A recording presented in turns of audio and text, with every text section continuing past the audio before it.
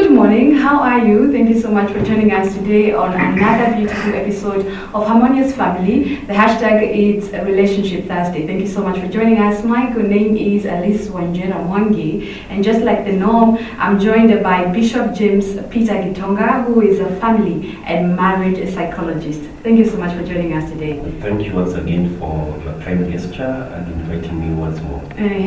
So just as we do here at Harmonious Family, we always try to, to help people out there to avoid some of the crises that they could encounter in the course of their marriage or relationship. So last time we talked about things to consider before getting into a relationship or even a marriage.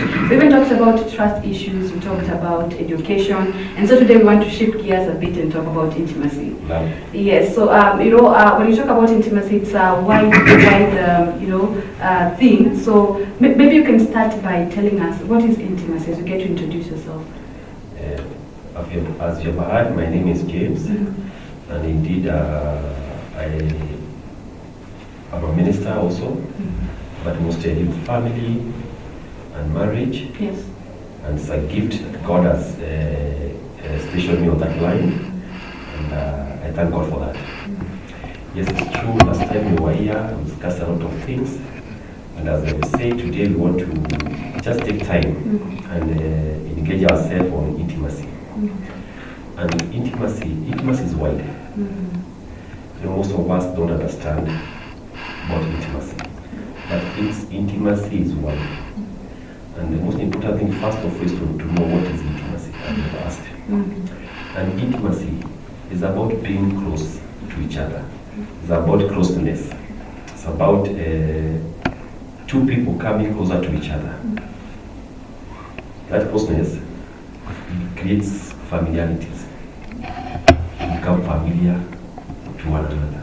So you become closer, then you become familiar to each other. And before long, there's a friendship that develops out of the intimacy. So we can say those people are intimacy in love or intimacy in friendship. So we are now closer. It means that which was in closet is now open to each one of you. It means now we are familiar. There's one or two things that I'm acquainted about you. So we have something that we know about each other. And apart from that also, we are saying we are friends. There's friendship. There's the friendship, there's the oneness, there's the togetherness, there's trust, there's friendship. Now all that defines intimacy. So that's what makes intimacy, and that's what defines the intimacy. And intimacy it's about relationship. It creates that romantic relationship. Because out of friendship, then there's that the romantic aspect that comes with it. There's a relationship. It has some deepness in terms of connection. It has some lust. This lust is a long time. It's not a one-off thing. It develops to something that you have a friendship that is longevity. It's long. It's for the next phase of your life with that kind of a person or the family or whoever you are intimacy with. It is healthy.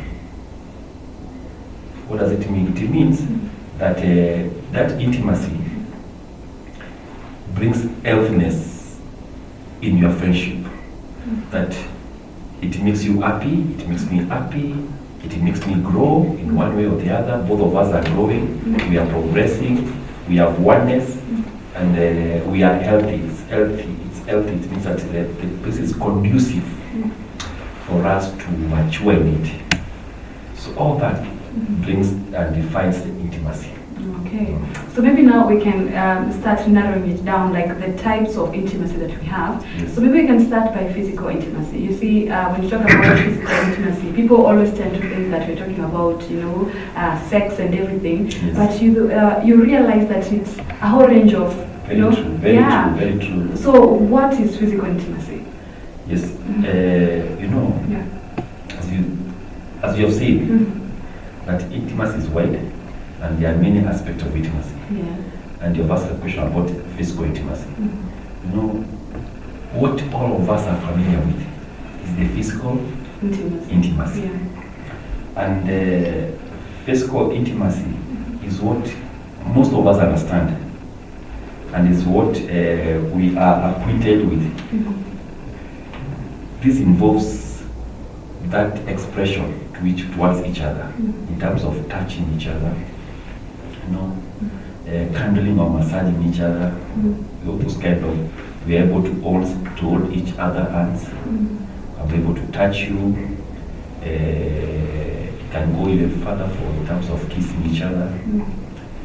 It can go to that extent of being able to share our body together, form of sex. Now that is physical, and it comes from from a place of attraction.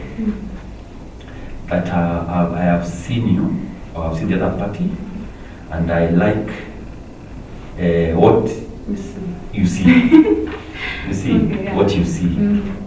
For instance, the lady or the gentleman, let's define a lady first. Maybe you love, you like her legs, you like maybe the hair, the height, maybe the color.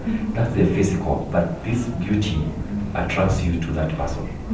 On the other hand, you like the body shape of a man, the young man or a man, like his height, like his darkened color, or maybe wrong color, depending each one perception of what defines love to each other. So there's what you see that attracts you to that person, and out of it you come to become friends, and you have now the physical attachment and physical attraction to each other, where you can hold hands together, and you can be able to be closer to each other. So, and that's where the relationship and the journey of intimacy begins. So basically, physical intimacy is that what we see with our naked eyes. Not too much, but the beauty of the eye. Yes. So who gets to initiate, for example, someone was asking, who gets to initiate first sex, or even determine when is it going to happen, or even where? You see, depends. If you want to go traditionally, you will say men. Yeah. But to be real, and for a number of years I've been the family counseling and the marriage counseling. When it comes to intimacy, with the new dynamics and with the new exposure and the freedom that has come with the women empowerment, and all of us, either as a way of initiating it, and it's okay and it's healthy. So we can't actually say that sex must come from one side. No, depends with the season, situation, circumstance, the environment, the beauty of the moment. Either has the right to initiate. Yes, but people will argue that when a woman starts approaching a guy, for example, maybe to do all those things, sometimes you look like you're desperate or something. And men are wired to chase. So now it's like I'm chasing you as a woman. How is yeah? I hear you. And those are what you call perceptions. I want to believe that before you come to that level, you have had enough time for communication. You have also had time to grow. Your friendship has matured, and there's a room for expression. As long as there's a room for expressions, each one of you has the right and equal right to ask anything and to be heard and to initiate anything which is healthy in that relationship. So it's okay, and it's not a sin when a woman initiates, where the communication and the maturity of the relationship is a pillar. Okay, so can we say you can do that when you're in marriage, not in relationship? Yes, you see, let's be clear here. The difference between marriage and courtship. Yeah. So relationship can be in marriage, and relationship can be in courtship. Nice. But you see, we say courtship, of course, in Christian circles or in Christian, what we believe in, it will be unhealthy to have marriage, sex before marriage. Yeah. So basically what you are saying, depending on what the scripture informs us, it's a sin. It is. It is, really. Yeah. So that reason, so you can't say that you have a relationship where a lady or a man can initiate sex. But in a marriage setup, that these couples have matured. Yeah. This couple has have gone through the process, all the process, and they have become of age, and they are married. Okay. Any of them has equal right to initiate intimacy in form of sex within that circle of family, yes, or marriage. Oh, okay. All right. So maybe we can go now to the emotional intimacy, where now we express our feelings towards each other. Yes. So maybe you can start defining what is emotional intimacy. Emotional intimacy is not feeling. You see, we have discussed about physical. Oh, okay. No, this is emotional. Oh, okay. It's not that intimacy where you touch. Physical, you're able to see with your naked eyes and touch. Yeah. But in emotional intimacy, you don't see it and you don't touch it. But you feel it. You feel. And how do you feel? Is through expressions that comes out of the emotions. So we're talking about expressions that comes with it, whereby you feel this person is feeling me. As I communicate one or two, he is feeling me. Number two, we are saying that this person is showing some care. I'm able to notice careness coming out of my partner, that emotionally is connecting with me. There's also the aspect of being understood. As I express myself, the other party is able to hear me and understand me and feel me and show me care. So is what the party reciprocate towards the other person. Then I can feel the emotions. You see, because I'm expressing from the deep of my heart what I'm feeling, what I'm going through, or what is within me. And on the other side, the other person is feeling me, is understanding me, is giving me care. I can see attributes of care being given towards me. So I can feel now that I say now we are connecting, and we are emotionally, we have emotional intimacy because we can feel each other. We seem to have a bond. We seem to have oneness. We seem to connect in our feelings, in our spiritual, in our hearts. Now that is what we call emotional intimacy. Okay. All right. So, some men are so mean, especially when it comes to expressing themselves or how they feel towards someone else. Or maybe sometimes they tend to be shy, or even they're not even sure if, are they supposed even to share this with their partners. So, what is the importance of sharing your feelings with your partner? Because your thoughts cannot help me. It is what you speak verbally that is going to help me. Very true. Yeah. We began saying that a conducive place for any kind of intimacy, it must have communication. The environment must be so conducive where we are saying there is room for self-explanation. For a person is able to express as himself or herself.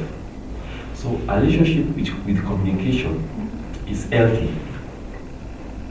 And the only way I can know you, I can understand you, I can feel you, I can connect with you is through expression. And the expressions is done through communication. So basically what happens when there is no room for communication, then that intimacy of connection is not there. So our emotions are not playing in our relationship, which is not healthy and which is not good. And let me tell you something. What I've seen over years, that when it comes to emotional intimacy, it's sometimes overlooked. Because sometimes it can be told it's childish, it's not healthy, or if someone is weak in one way or the other, or you're not consider it. What you are saying, we are in different levels in terms of emotions when we come to any relationship. We are also different in terms of our personalities. Some personalities have a better way of expressing the emotions. Others' personalities have a difficult way of bringing out the emotional aspects. So when this person, they are able to understand each other, they're able to know that my partner or my friend, his personality has a difficult way of expressing his emotion. So I'm understood. So even if I don't express that emotion in the manner that it was expected, there is another way I'm going to express that emotion in a different way. And I expect my partner to have understood me, that I may not go in the form of A, but I will go in the form of B. But at the end of it all, I have expressed my emotions. I've been able to care. I've been able to be felt. I've been able to be understood. That's the most important. The other thing also, in terms of maturity, because of our backgrounds, and now we are coming from the family of origins. The maturity of emotions is affected or distorted. So when you are understood also at that level, then you will be able to help each other to go slowly, to go through it, and at the end of it all, do the relationship, be able to mature in terms of emotions. So emotional intimacy is healthy in a relationship, and it must not be put aside. It must play a big role in the full of the entire intimacy circle. So as much as we appreciate physical intimacy, we must also appreciate the emotional intimacy. Both men. Both men, we are all image of God. So, and we are in a relationship. It's a one way, we must be together. So emotional and physical must play a critical role in the maturity of a relationship that is being built towards marriage and family. Or if it's in the marriage, to sustain and to keep the fire burning in terms of intimacy in that relationship or in that marriage. All right, let's shift gear a bit and talk about the intellectual intimacy. We're supposed to actually, to be sharing some of the ideas that you may be having with your partner, so that you can grow in one way or the other. So, what is intellectual intimacy? Intellectual intimacy is that intimacy whereby intellectually or in the mind we are able to connect. That the couple, they are able to connect at the level of the mind. That's what we call intellectual intimacy.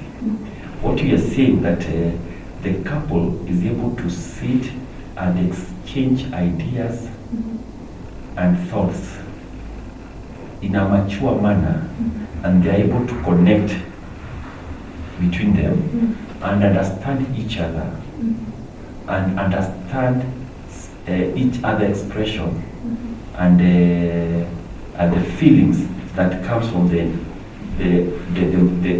intellectual in the conversation that is mature and that is healthy. Yes. Okay. So, can you still love someone, especially when their IQ is a bit lower than yours? Could you still love such? Intellectual intimacy is not a one thing. Yeah. It's a growth. And I keep saying, it's not how you start. It's how the journey progresses that matters a lot. We may have come from a very different background, but you're in love. And maybe when it comes to the area of our intellectual understanding or intimacy, it has challenge. Let me not say a problem or it's not good, but it has a challenge. And no a challenge, there is always a solution. Challenge has a solution. And when a couple come to each other and discover that my partner is challenged in certain aspects of intellectual understanding, it becomes very healthy for them to be able to sit and address that issue. For instance, maybe the man is not exposed in the code of dress and some what you call etiquettes that may put the lady down among the friends. It's healthy when the man accepts and the lady is able to take him through and to bring up to the letter, to bring up to the level of being informed in the area of code of dressing and also what we call mannerism in one way or the other, or vice versa. On the other hand, it might be because of the culture differences and the socialization and expression and the socialization that we may have experienced in the journey of growth. One is maybe brought up in an urban setup, and the other person is maybe brought up from a rural setup. So there are things that they see. There are things that their mind has been formed, or there are things that they may see from different aspects. But when each of them are able to see together and empower each other, then that intellectual understanding, that mindset is challenged, and it is now able to be converted to whereby they're able to agree and to have uniformity of thoughts, uniformity of perception, uniformity of seeing things from a same page. That's now it means that now the marriage now they're able to have an healthy conversation, healthy mind, and also healthy understanding. But I want to say something here. As much as we want to discuss and interpret, it doesn't mean that we must be in agreement in everything. Even if you have disagree in some how we view things, it's at mature level. It's at mature because each one of us has his own personality that you can't take it away from him or her. But what we are saying that there's a level of maturity which has been informed by your understanding of matter, and we're able to agree or disagree with healthy aspect in it. And that makes a relationship stronger and healthy. Allow me also to say that there's that advancement of knowledge, which plays a very critical role, because the advancement of knowledge also will be able to increase the intimacy in the marriage. And as you are saying, for instance, when we were beginning our relationship, both of us, we were at different level in terms of academic understanding or training. One may be a class 8 dropout, one may be a high school dropout, or one may be a college graduate, other may be a university graduate, or whichever. But what you are seeing, there's a difference between them. That difference must be addressed in the journey of life. And what happens, most couples refuse to address that aspect. Because it's very healthy when the couple realize that we have a difference in terms of our academics, and we can empower each other so that we come to a level whereby we're able to connect. And it doesn't mean that you must go to college again, but in terms of exposure and opportunity small opportunity comes away, each one of us is exposed. So at our level of socialization, viewing things and working together and reasoning together is up to date between the couple. That brings that understanding. And out of it, the intimacy grows because when it comes to discussion, you have a page of our level of discussion that is mature. We have something we can share together. We have something we can exchange our thoughts together. It makes healthy, it makes people connected, it makes people feel each other, it makes people interact, and we have more time together because you have something that you can discuss, view things together, and also you can think and exchange ideas at a level that is able to be appreciated by either of you.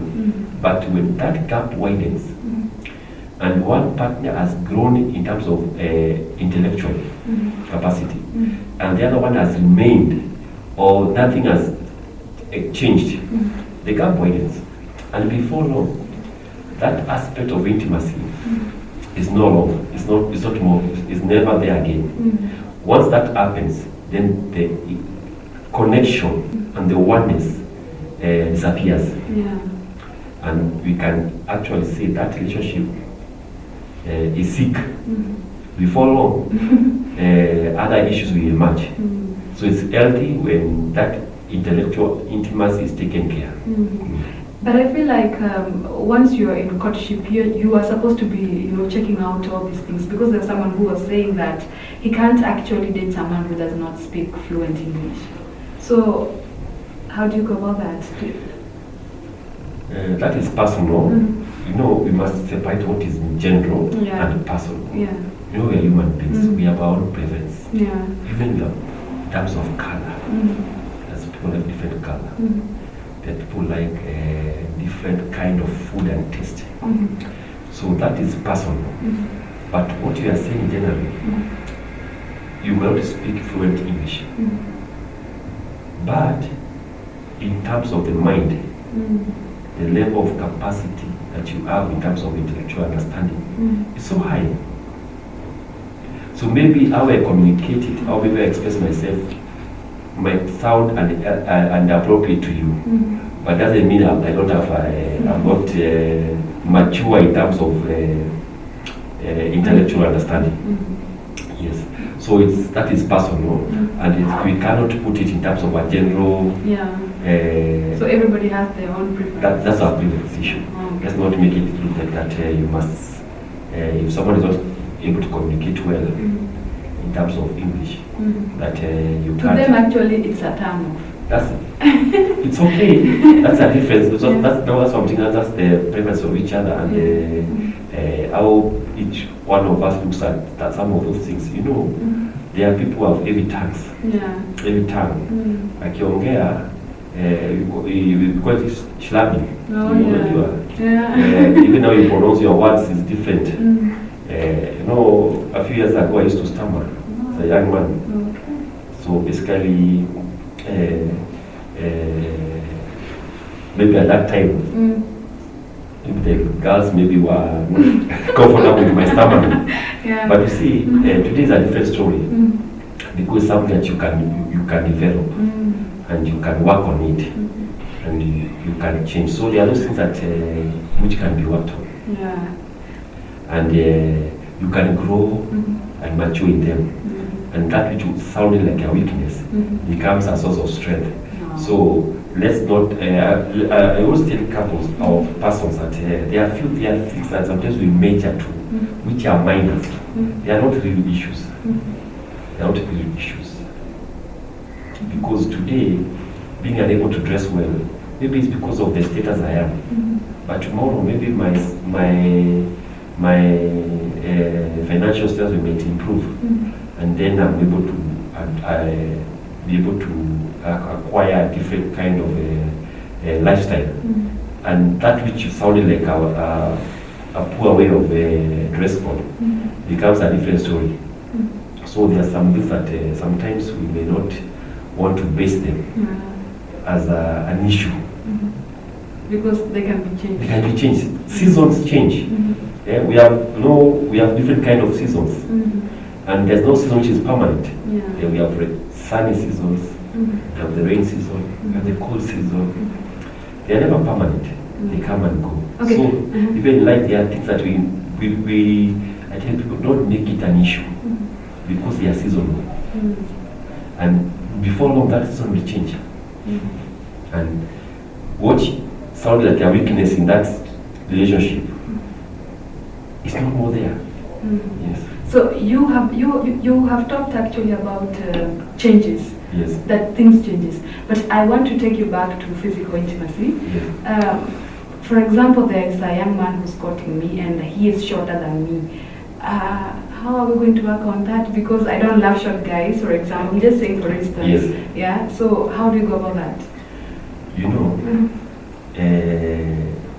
those are, you see now, that's not a problem. First, it's not a problem. Number two, it's not a must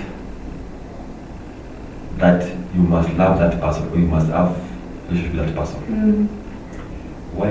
Because what you are saying, you have your own preference in terms of statures of a person.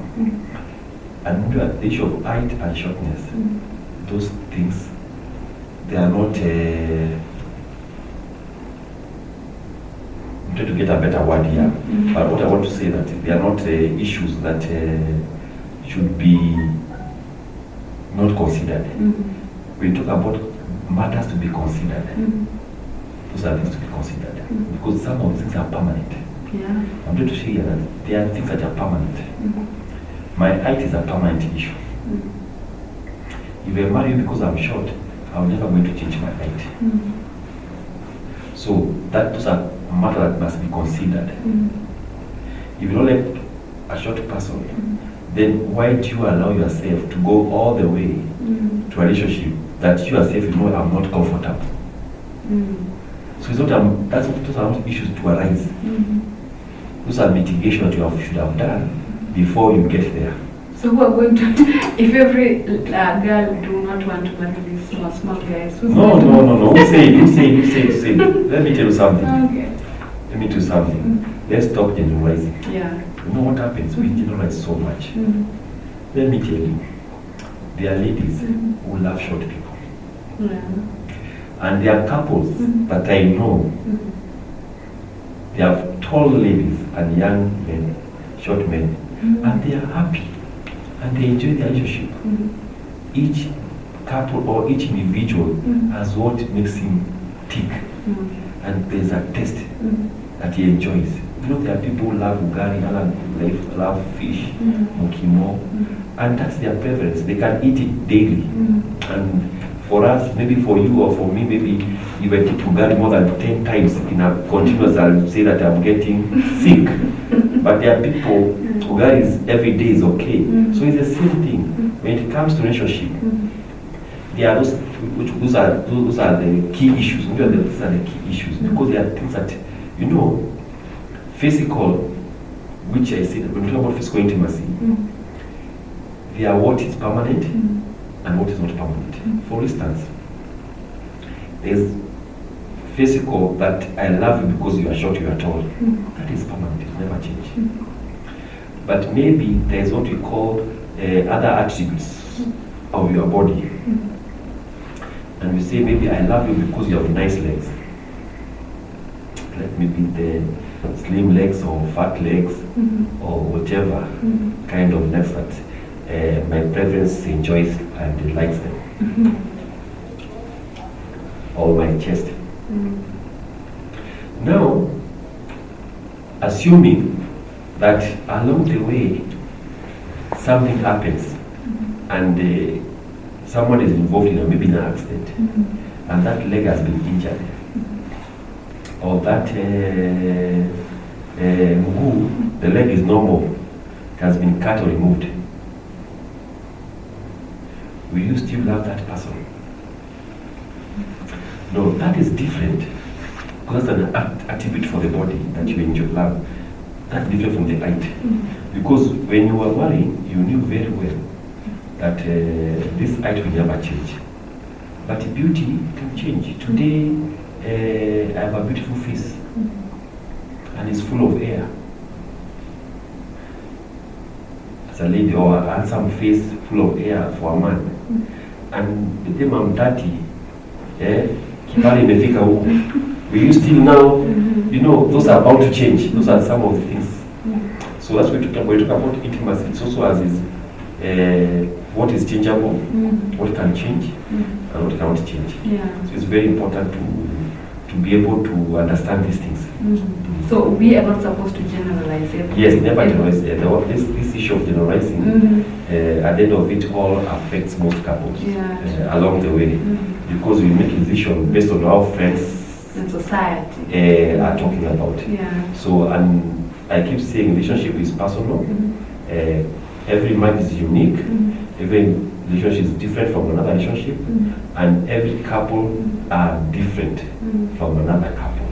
So you are unique, you are different, and you have your own way of seeing things. That uniqueness must be appreciated, because we are not copycats. Yeah. You know, if copying and pasting, that's the wrong thing. Mostly in this generation we are doing copying and pasting. And when you copy and paste, my friends, some of this do not even apply to us or to your situations. And if you thought it can happen and it can work, if it doesn't work, then it becomes a thorn in that marriage or that relationship. And at the end of it, it affects you as a couple. So it's very important not to copy and paste. Let's appreciate our uniqueness, and let's be who we are as God has created us. Wow. It's very good.